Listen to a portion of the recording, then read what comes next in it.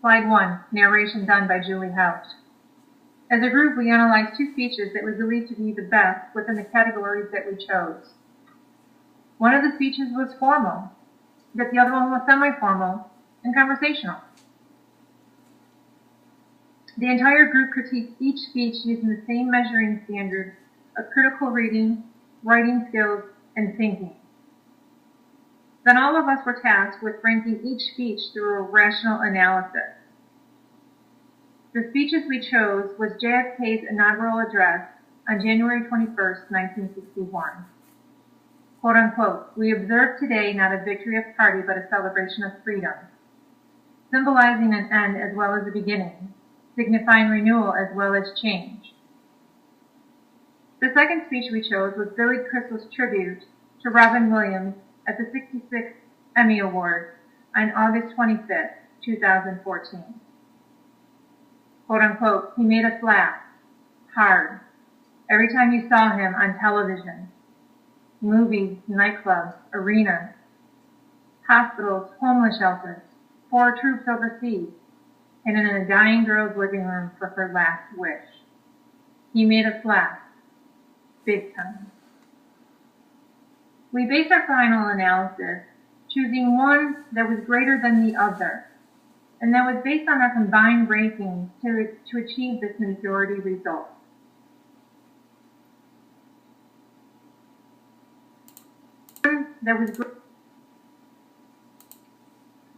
Slide 2, narration done by Julie House. Billy Crystal's tribute to Robin Williams. In memoriam at the 66th Annual Emmy Awards, they pay tribute to all the stars who lost their lives this past year. But the most memorable tribute of all was Billy Crystal's tribute to his longtime friend, Robin Williams, who passed away suddenly. Their friendship began back when they joined Whoopi Goldberg while starring in the HBO televised fundraiser Comic Relief in 1986. Billy Crystal and Robin Williams' friendship lasted over 20 years, both professionally and personally. Billy Crystal made sure to capture the essence of Robin Williams by entitling it as a concept, quote unquote. During their long-lasting relationship, it was easy and difficult to give a heartfelt tribute to a man who was brilliant and relentless, comedic energy, named Robin Williams.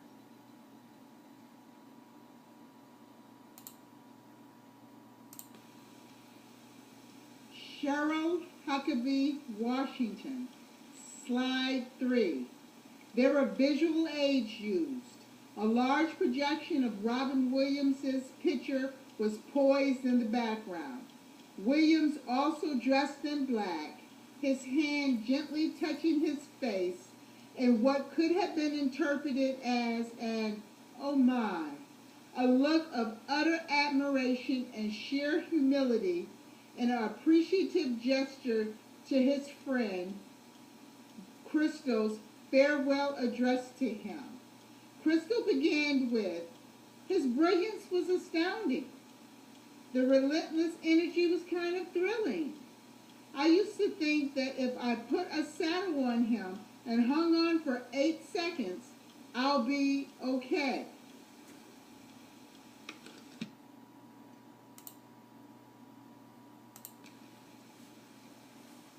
Cheryl Huckabee, Washington. Slide 4.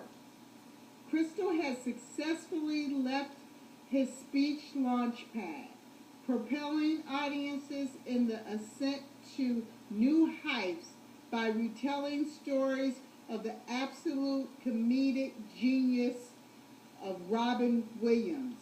He combined this with showing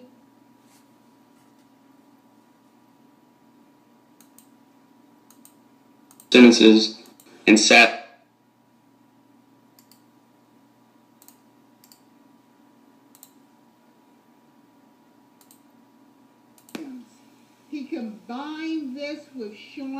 clips of Robin's improvisational skills throughout the years.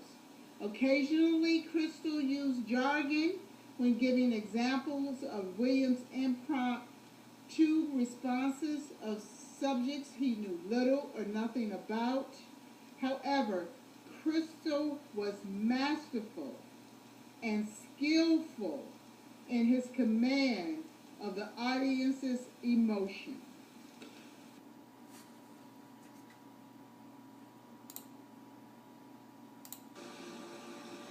Crystal painted a picture, narrated by Zachary Stewart. Crystal's stories made his speech feel exceedingly intimate, exhilarating, and sadly reminiscent. His conversational type flow contributed to run-on sentences and using word fillers such as but.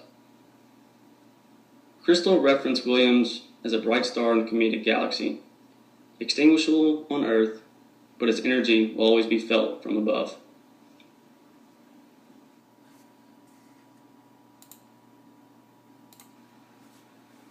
John F. Kennedy's speech, narrated by Zachary Stewart.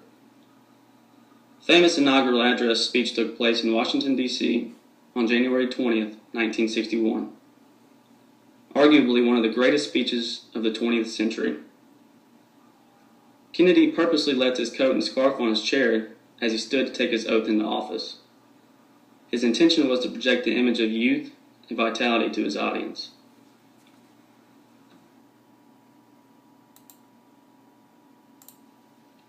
John F. Kennedy's speech appealed to a crowd of people with a diverse education level. He used simple language to help draw mental images. He used over 20 alliterations during his speech. He also used many instances suggesting the U.S.'s superiority over the Soviet Union. His most famous instance was, "Ask not what America will do for you, but what together we can do for the freedom of man."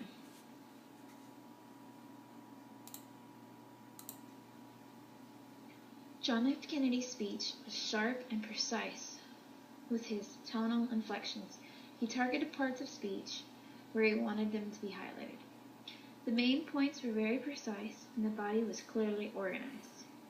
He opened his speech with a brief introduction indicating that on this day, January 21st, 1961, the U.S. would make a commitment to significant changes not only for itself but for the rest of the world.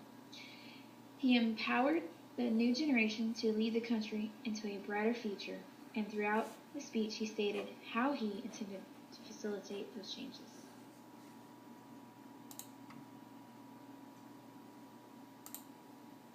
Slide 9. Narration done by Nicholas Pender. Kennedy's speech addressed the broader issues of the world. Though he was speaking to the American people, he also spoke to the nations of the world, our allies, both present and future, along with new countries and their citizens. JFK welcomed everyone to join in the pursuit of continued freedom, the end of poverty, diseases, all forms of tyranny, and war, while pledging our support to them in their struggles. He also spoke to our adversaries, stating, and I quote, "Civility is not a sign of weakness, and sincerity is always subject to proof. Let us never negotiate out of fear, but let us never fear to negotiate." End quote. His usage of the phrase, "let both sides," for a time sequentially, was a powerful application of antithesis to propose a sense of inclusion in the peace process. Ending with what appeared to be a sincere conciliatory gesture, he encouraged both superpowers to begin anew. Holding true to our right to might by virtue of moral superiority, Kennedy's domestically and internationally directed speech took on the moral obligations of poverty, disease, war, and all forms of inequalities, pledging to put required resources behind his promise to reach every corner of the world. And while this speech may have intended to stifle the Soviet Union's advance in the world, some will argue that they were not deterred from continuing their quest for global communism.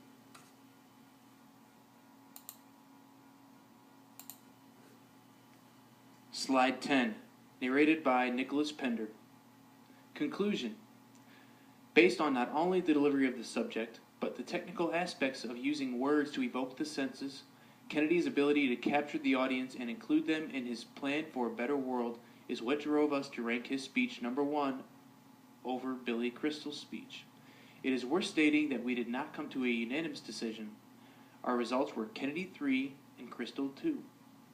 While we did not all agree on the ranking, and while it felt we were comparing apples and oranges at times, We can all agree that both speeches were appropriate for their given occasion and audience. Both speakers were articulate in their delivery, and both were able to successfully get their messages across.